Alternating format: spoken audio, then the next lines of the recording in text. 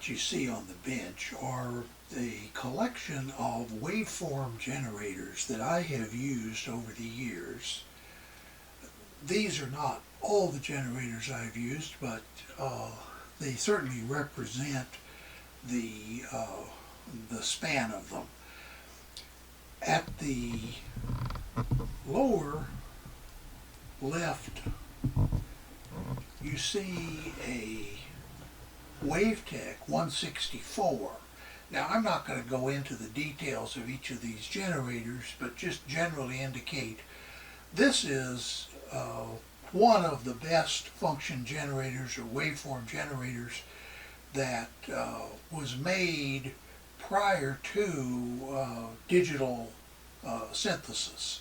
In other words, this is an analog waveform generator, 0 to 30 megahertz.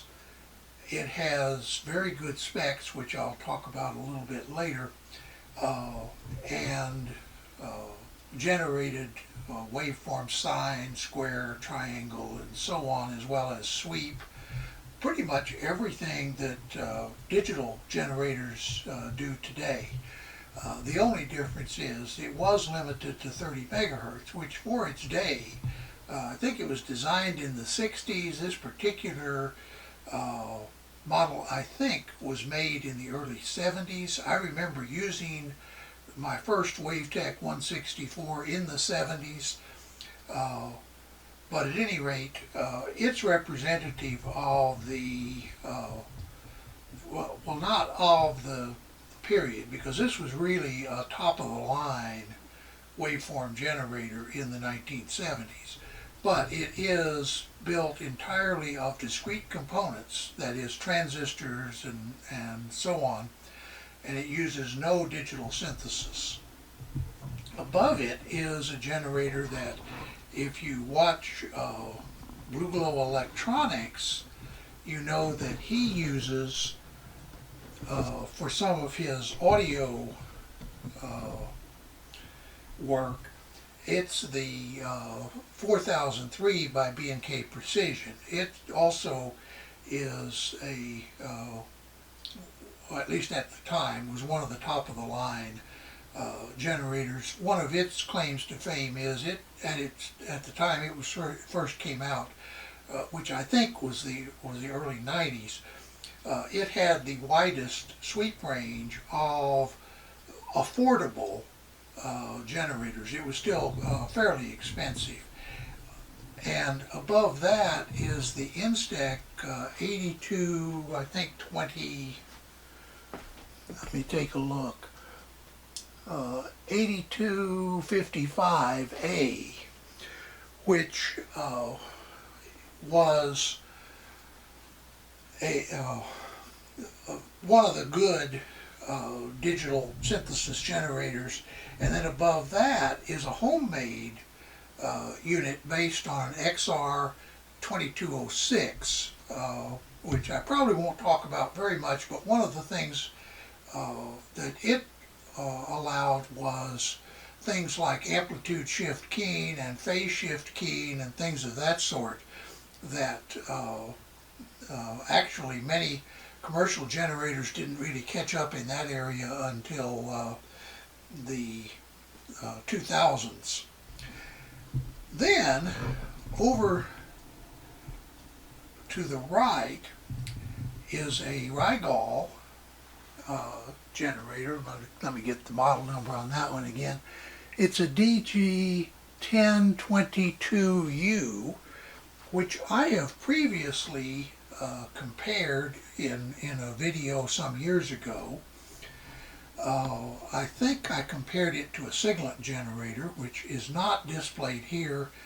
It's actually in for repair, and that may be a future video, but at any rate, the only generator missing from this group is the Siglant, which is, by the way, the only one that has failed. So above that are two new generators that I do want to talk about in some depth. At the bottom is the Juntech 9080, and you may notice I haven't even removed the protective film from the display. And then above that is a KK Moon FY6900, which actually is sold under a number of names, including Fieldtech and Juntech and so on. Finally, above that is another homemade generator based on an, let me take a look at what that is, based on an ICL 8038. Once again, it's a function generator on a chip that I built, well, I think 20 years ago. It produces sine, square, and triangle waves. It's fairly basic, and it's more basic even than the other homemade generator that you see over there. So why am I talking about all of these? Is it just a historical perspective? No, what I would like to do is, before we actually look at these two new generators, I would like to at least lay out some of the things that I look for in a waveform generator, and hopefully explain a few of the concepts or the specifications that I look to, and then we'll actually get down to using these two generators and perhaps comparing them to each other, and on occasion maybe even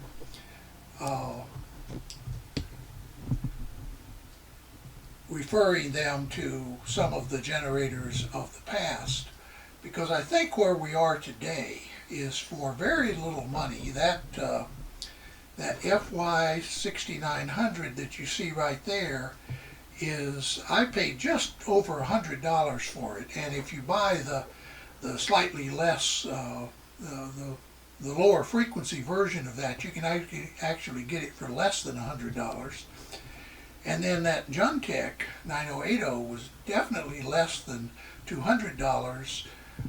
I think I paid around $150, and I'll kind of give you a spoiler alert. I really like that Juntech 9080. It's not that I don't like any of these others generators, it's just that for under $200, I think that's the best generator out on the market today for the average experimenter, ham radio operator, small shop operator, and so on. But that's a subject for another video. For now, I'd just like to move on and take a look at some of the things that are important in waveform generators, at least from my perspective.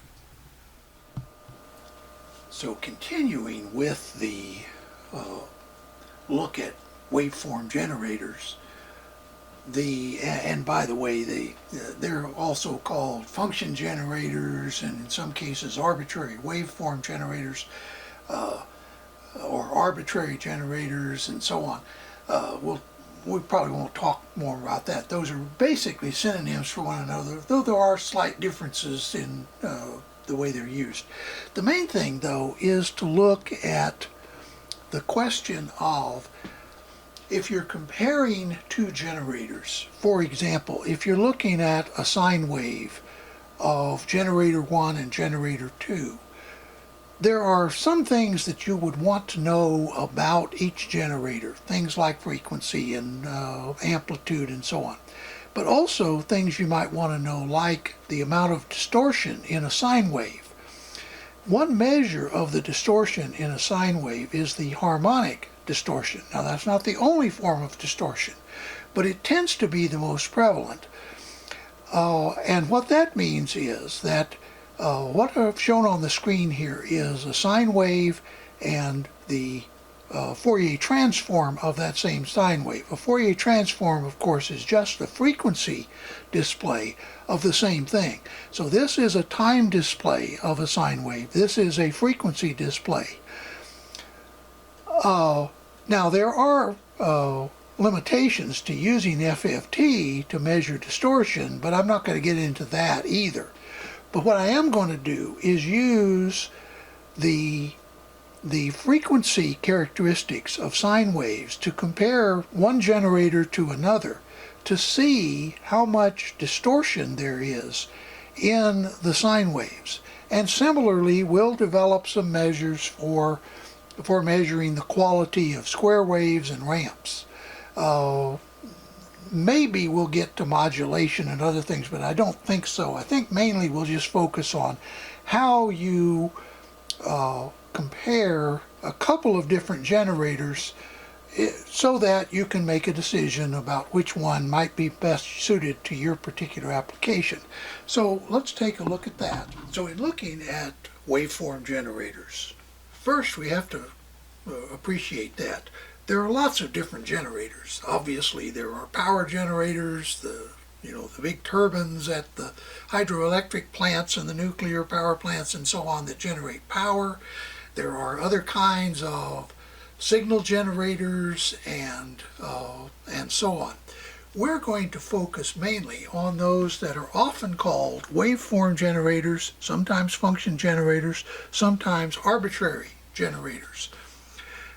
And that basically means that they are generators that produce waves like sine waves, pulses, ramps, as well as certain arbitrary shapes like stair steps and so on. And in pulse, I also include a square wave, because a square wave is simply a pulse with 50% duty cycle. In other words, the on time equals the off time. That's a square wave. But it could also be regarded as a pulse of 50% duty cycle. Other things that we're interested in are amplitude and resolution. And amplitude, most people understand. Resolution, they sometimes fail to realize that in the day of digital synthesis, the type of digital to analog converter you use, particularly the number of bits, but also its update rate and a number of other things that we aren't going to get into, influence the quality of the signal it produces.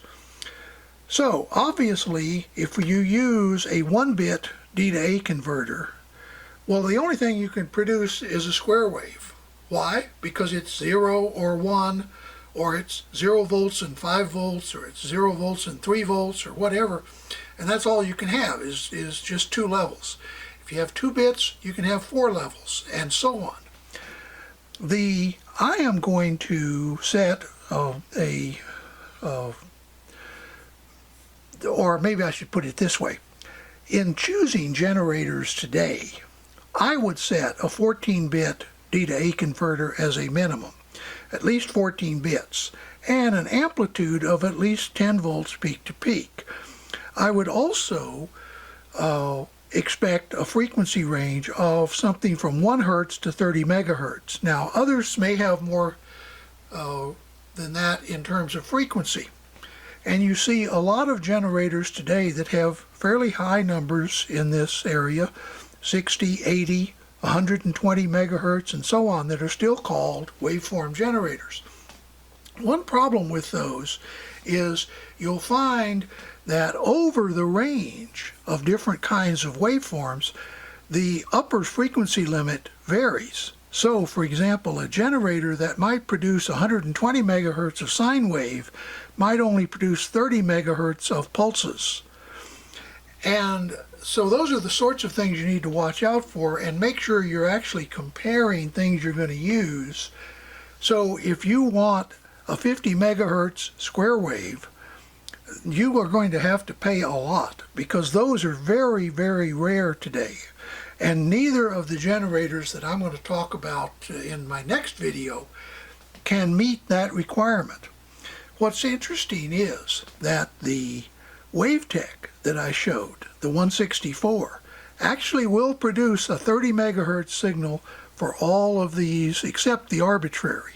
And of course the reason is arbitrary is only available when you have some kind of memory, and that means digital storage. And if you have digital storage, you can't do that in an analog instrument. So that wave tech can't do arbitrary waves, but it can do sines, pulses, and ramps up to 30 megahertz. I talked about amplitude and resolution. Offset is also important, and we'll mention that again later. Generally, you don't need more than about 5 volts of offset. Maybe some applications you need more, but in general you can accomplish the same thing if you have anywhere from 0 to 5 volts of DC offset. Modulation, AM, FM, PM. What about all the others? Well, the truth is that for most applications of waveform generators, these are sufficient. And in fact, FM and PM are really the same thing. It's just you can achieve FM through a certain way of manipulating phase modulation and vice versa. So AM and FM/PM are really the only two modulation types I'm going to consider. I'm also going to look at waveform generators that have 2 channels with some form of coupling. Now by that I mean that you can connect the 2 channels in a way that if you change one, the other one changes. And finally, the ability to have either a voltage controlled oscillator or a sweep function. In other words, the ability to sweep a particular range of frequencies. That's really frequency modulation. In other words, you're starting at one frequency and you're changing to another, or you could say it as you're really just modulating the signal so that the deviation is whatever the difference between the start frequency and the stop frequency. Or another way to put it is, a voltage controlled oscillator is nothing more than a frequency modulated signal. The critical specifications that I think most modern generators should meet are these. I think the sine wave distortion, measured in terms of total harmonic distortion, should be less than 0.1% over the frequency range. I believe that the rise time of the square wave or the pulse should be less than 15 nanoseconds. What's very interesting is that the 2 generators I'll look at in my next video both have about 8 nanosecond rise times. The WaveTech that I showed you earlier in this video also has 8 nanoseconds. So we haven't come anywhere from the 1970s. A ramp, the important thing is linearity, at least in my mind, and the nonlinearity should be less than 1% of nonlinearity. We're not going to talk much about that, but that is an important criterion. A lot of equipment manufacturers don't specify the linearity of their ramp function.